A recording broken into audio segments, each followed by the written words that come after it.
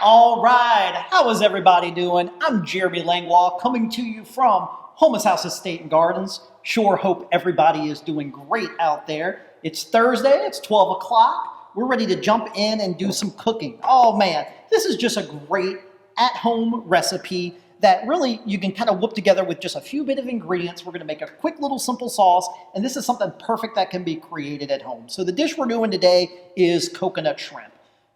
Which is super popular, but not just any coconut shrimp. We're going to put a slight twist on it. Instead of it being maybe the typical coconut shrimp that you're used to, we're actually going to make a wet coconut shrimp batter that also uses beer as well. So not only is it coconut shrimp, but it's coconut beer battered shrimp. Let's just kind of jump in and we'll kind of talk about it as we get going. So of course, with the shrimp I'm going to be working on with today that I think works best is I'm using 21-25 shrimp, which just simply means that for every pound of shrimp, there's about 21 to 25 shrimp in it. So they're bigger shrimp, and I have them peeled, deveined, but with the tail still on. So I got that ready to go, and that's going to be the shrimp that we're going to be using. Perfect for this. The first thing we're going to do is get a batter going. So this batter, the first thing we want to do is add all of our dry ingredients, which that's going to be some flour. And like always, y'all, we have our recipes online. If you're looking for the measurements, either if you're watching on our Facebook page, or if you've never even been to our Facebook page, our Homeless House Facebook page, go there, give it a like, and you will see every recipe we've ever done. They're ready to be printed on. But you can go to our Homeless House Facebook page, where we also have every recipe we've done. They're in PDF format, ready to be printed out. Just click on them. So that's where you can find all your measurements. So we got some flour in there. I'm going to put in 2 tablespoons of baking powder. Now what baking powder is going to do is just allow this batter to be nice and fluffy. It's going to kind of help it fluff up. So that's in there. Since we were doing coconut shrimp, I have the coconut right here. This is 2 cups of coconut. That's going to go in. And these are all of our dry ingredients. And let's talk about the coconut. I love, anytime I'm doing these recipes, I just like to go to the grocery market and see what they have available. You can find coconut either sweetened or unsweetened. Both are fine. Of course, if you get sweetened coconut, it's going to have a slightly more sweet taste in your final product, which that's what I'm using here. I actually kind of like it because we're going to make a savory kind of dipping sauce, so it's a nice contrast. So we're just going to put that coconut right in. Now we're going to start to add our wet ingredients. I'm going to start off with 4 eggs. These are some eggs we get right from our chickens here at Homeless House. We're so lucky to have all these fresh ingredients here on property. So I'm going to pop 4 eggs right into here. And then next thing we're going to do is add a little bit of beer. And this is where, no matter where you're at, I would suggest get a local beer that's to your area. We love using local ingredients. I have here some Abita beer, and I'm just realizing this isn't a twist top. Let's see. Good. I mean, what kind of chef would I have? What kind of chef cred would I have if I couldn't open a dang beer in the middle of a shift like I would need to sometimes? So we're going to put about a cup of beer in here. And the reason we start off with our dry ingredients first and then switch to our wet is it reduces the chance of getting lumps in your batter. If you were to start with your wet ingredients, then add your flour and stuff into here, that could work, but sometimes you get some lumps and we don't want that. So we're just going to mix all this together. And then as that starts to come together, I'm going to come back with my seasoning. Just to keep it simple, I'm using a little bit of Creole seasoning, about 2 tablespoons, but salt and pepper would be absolutely fine. About 2 tablespoons of each would be great, but just that good Creole seasoning is going to give us a good bit of seasoning and have that good and flavorful. And get that all mixed up, and we are going to be ready to go. Now, as you can see, this is going to be a very light batter. Now, you don't want to have your batter too thick, but you also don't want to have your batter too thin. As you start to dip your shrimp in it, if the batter just rolls right off, put a sprinkle of flour in it. And if your batter is too thick and you can't get your shrimp into it, we'll just add a little bit more beer to loosen it up until you have it where the shrimp sticks nice and easily. The batter sticks nice and easily to the shrimp. Now we're going to move over to the fry. Now we're ready to fry these shrimp up. So I'm going to get my shrimp ready. Got my batter here. So what I'm going to do is I'm going to take the shrimp, holding it by the tail, and I'm going to dip it down into this batter until I get to that tail. I don't want to cover the tail because this is going to kind of be how we hold on to it. have a good bit of batter, and I'm going to go right to my fryer, and then I'm going to drop it in. Let's get a couple going.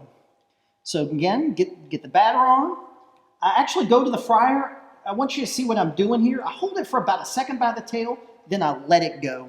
The reason I do that is it does a couple things. Instead of just dropping it in, which would be a little bit dangerous with this hot oil, we don't want to do that, where we would have the oil splash, but also it allows that batter just a second to kind of set on the shrimp, as opposed to if you were to just drop it down, it might go to the bottom of your fryer, and then the batter might stick to the bottom before it's had a chance to set while it's still a little loose. So that's why I just take it again, just hold it just for a couple seconds, and then let go. Couldn't be easier. Now, since we're over here and they're frying away, and we're just going to fry these real quickly for a couple minutes, let's talk about frying and the setup we have here. Now, I highly encourage anyone out there, if they don't have a tabletop fryer at home and they think they will be frying anything at any time, I would highly suggest investing in a tabletop fryer. It's going to make life so much easier. Of course, if you don't have one, you can absolutely do this. You could put a pot or cast iron Dutch oven on your stove, add oil, put a thermometer in there, heat it up, and it would work absolutely perfect. But this, we want to set our fry. We want to start off with good clean oil and set our fryer to 350 degrees. In this device here, it has a thermostat, so whenever it gets to 350, it'll automatically kick off. And if it drops below 350 degrees, it'll automatically kick on. Makes life so easy. And just a couple tips as they fry these away. I'm going to rotate them because they do kind of tend to float. I'm just going to kind of move the shrimp around so they're frying up nice and evenly. But again, fryer set to 350 degrees. We're dipping our shrimp in. A couple things we don't want to do. We don't want to overcrowd this fryer. You see, I got 5 shrimp in here. I could definitely have room for more, but I wouldn't want to put so much in here where you want to have your grease in your whatever you're frying to be able to move kind of freely in it, but also when you overcrowd your deep fryer, what are you doing? You're going to drop the temperature of your oil, so then your oil is no longer at 350 degrees, and whenever that happens, whatever you're frying won't fry properly. It'll be too cold. The oil will be too cold, and it'll absorb into your batter. Your batter might even wash off in the fryer, but having it at 350 degrees, don't overcrowd your fryer, easy. We just want to fry them for about 3 to 4 minutes to where they're beautiful golden brown on all sides. While those are frying away, I'm going to kind of move this little setup out of the way. We're going to make a stupid easy dipping sauce. Watch how quick this is. Just a couple ingredients. And this is just, again, perfect for at home. So what we're going to do, we're going to start off with, this is just some orange marmalade.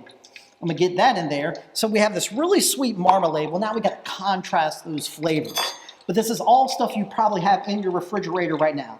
I'm going to put some Creole mustard in here. If you don't have Creole mustard, which is a whole grain mustard we use here in Louisiana, if you don't have that, it's extremely similar to whole grain Dijon mustard, or regular Dijon mustard would be fantastic in there. And I also have some horseradish, which is also going to add some spice to balance out that sweetness of the orange marmalade. Put a couple tablespoons of that horseradish in there, and that's it, y'all. We're just going to mix this up right in here, and this just makes, again, a really easy dipping sauce. It's going to be nice and tangy and spicy. Now, Jesse? Now, let's come over here. I'm going to put some of this dipping sauce right here in a little cup. Now, we're going to be serving this at the restaurant, so if you're nearby, we would love to have you. Come by this weekend, Friday, Saturday. We'll be serving this all day. Really great little appetizer. But I'm just going to put some in a pot right here. I'm going to come over and I'm ready to get these shrimp out of here. So again, once they're nice and beautiful golden brown on all sides, I'm going to get these shrimp out. Now again, I want y'all to look at this. This probably isn't exactly like the typical coconut shrimp that you think of.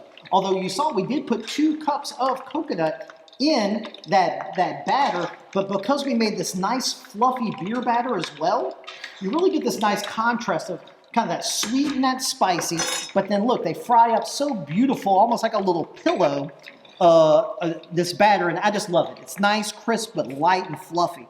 So we're going to put some of these shrimp right here on it. We got that dipping sauce, again, just made with some orange marmalade and some horseradish and some sauce. And that's it, guys. Just a really simple dish, very easily can be done at home. Definitely give it a try.